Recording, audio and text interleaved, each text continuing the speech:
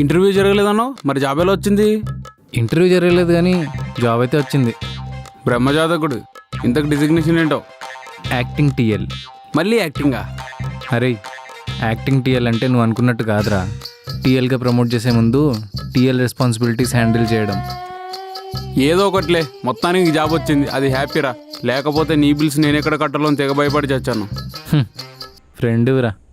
మామా మందేదన్నా ఆడుందిగా, అది తాగుపో.